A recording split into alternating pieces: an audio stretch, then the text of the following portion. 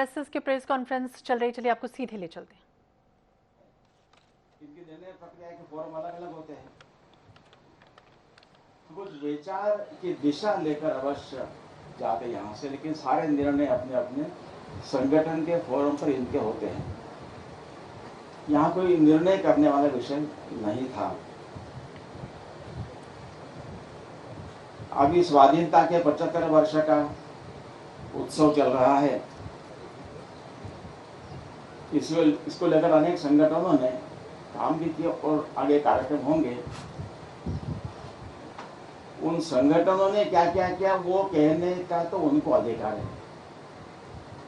एक सैंपल का 2-4 संगठनों का उल्लेख करूंगा मैं। जैसे शैक्षिक महासंघ ने 2 लाख विद्यालयों में देश भर में एक साथ कार्यक्रम किया है। विद्यार्थी परिषद ने करीब 87,000 स्थानों पर तिरंगा ध्वज लहराया। संस्कार भारती जो कलाकारों के बीच में काम करती है, तो वंदे मातरम गौरवगान 15 अगस्त 1947 को जो ऑल इंडिया रेडियो पर पंडित ओंकारनाथ ठाकुर ने वंदे मातरम गान किया था, ऐसा वंदे मातरम, संपूर्ण वंदे मातरम का गान करके उनका पुण्यस्मरण किया गया। अनेक स्थानों पर ऐसे अपरिचित सेनानियों के प्रसंगों पर आधारित 75 नाटकों की श्रृंखला भी की गई। कुल मिलाकर ध्यान में ऐसा आया, सारे लोगों के ध्यान में आया कि ये करीब 100 वर्ष तक जो चला स्वाधीनता का संग्राम, इसमें भारत का कोई प्रदेश, कोई जाति, कोई जनजाति, कोई वर्ग बाकी नहीं रहा जिसका इसमें कंट्रीब्यूशन नहीं था। केवल कुछ लोगों के नामों की चर्चा अधिक होती है। पहली बार सारे देश ने अनुभव किया कि सबका सहभाग था। अनेक लोगों के को पता नहीं था हमारे गांव से ऐसा कुछ हुआ है, तो बहुत गौरव का अनुभव सब लोगों ने किया है। लेकिन स्वाधीनता, स्वतंत्रता, स्वदेशी स्वावलंबन में एक शब्द कॉमन है, वो भारत का स्व है।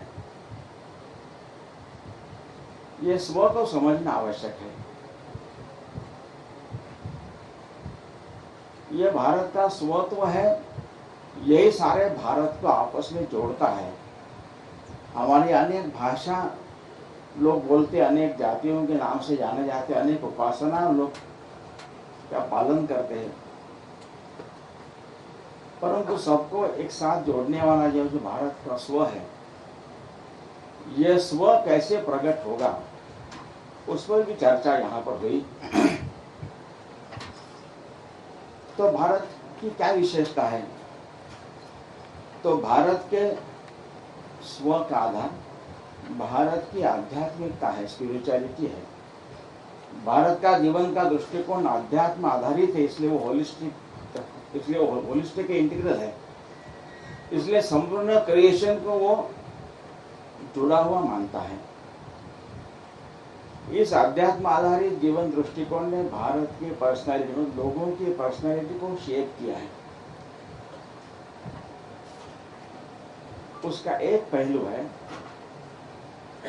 ईश्वर एक है, उसको बुलाने के नाम अनेक हो सकते हैं, वहां तक पहुंचने के मार्ग भी अनेक हो सकते हैं, सभी मार्ग समान है, स्वीकार्य है, एक्सेप्टेंस ऑफ ऑल, ये भारत का विचार रहा है।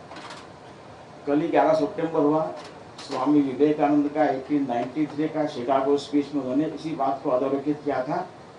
टॉलरेंस से भी आगे बढ़कर भारत का विचार एक्सेप्टेंस ऑफ ऑल है।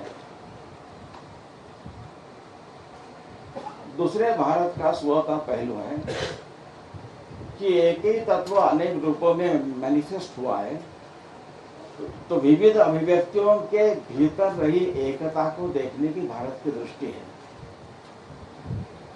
इसलिए भारत का वर्णन India is a country of diverse cultures ऐसा कहने के बदले India has a culture that celebrates diversity ज्यादा अच्छा है। तीसरा, भारत ये मानता है कि प्रत्येक व्यक्ति में ईश्वर का अंश है। स्त्री पुरुष दोनों में यह दिव्यत्व, डिविनिटी समान रूप से विद्यमान है। Every soul is potentially divine,